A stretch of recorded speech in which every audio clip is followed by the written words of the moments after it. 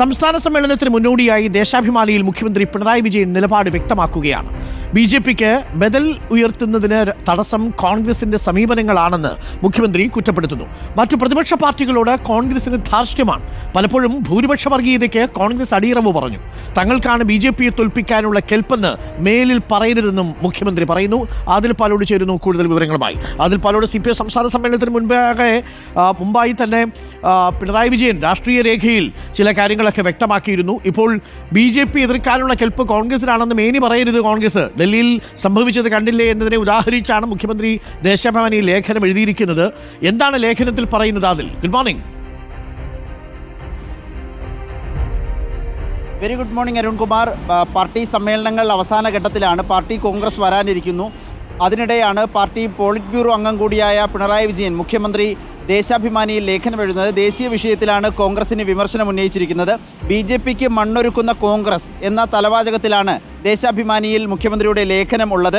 ബി.ജെ.പിയുടെ വിജയങ്ങൾക്ക് പിന്നിൽ കോൺഗ്രസിൻ്റെ ശിഥിലീകരണ തന്ത്രമാണ് എന്നാണ് ലേഖനത്തിൻ്റെ ആകെ ഉള്ളടക്കം.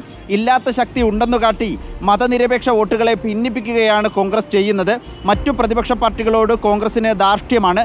രാജ്യ തലസ്ഥാനത്ത് ബി.ജെ.പിക്ക് വഴിയൊരുക്കിയതും അവർക്ക് അധികാരം നൽകിയതും കോൺഗ്രസിൻ്റെ നയങ്ങളാണ് എന്നും മുഖ്യമന്ത്രി കുറ്റപ്പെടുത്തുന്നു. കൃത്യമായ കണക്കുകളും അദ്ദേഹം ലേഖനത്തിൽ ഉൾക്കൊള്ളിച്ചിട്ടുണ്ട്.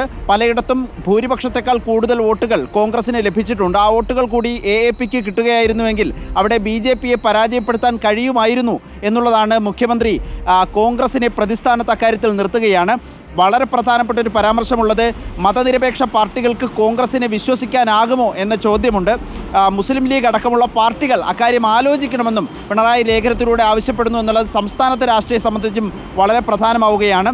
ഇല്ലാത്ത കൽപ്പ് ഉണ്ട് എന്ന് മേനി നടിക്കരുത്, ഇനി അക്കാര്യം പറഞ്ഞു വരരുത് എന്നുകൂടി പിണറായി ലേഖനത്തിൽ പറഞ്ഞു വെക്കുന്നു. ബാബരി മസ്ജിദ് തകർത്തതുമായി ബന്ധപ്പെട്ട് പലപ്പോഴും വർഗീയതയ്ക്ക്, ഭൂരിപക്ഷ വർഗീയതയ്ക്ക് അടിയറവ് പറയുന്ന നയങ്ങളാണ് കോൺഗ്രസിൻ്റേതെന്നും ഇനി ബി.ജെ.പിയെ തങ്ങളാണ് ചെറുക്കാൻ മുന്നിലുള്ളത് എന്ന കാര്യത്തിൽ അവകാശവാദങ്ങളുമായി വരരുത് എന്നുകൂടി പറഞ്ഞുകൊണ്ടാണ് മുഖ്യമന്ത്രി ലേഖനം അവസാനിപ്പിക്കുന്നത്. അരുൺകുമാർ. ഓക്കെ, ആദിൽ പാലോടാണ് വിവരങ്ങൾ നൽകിയത്.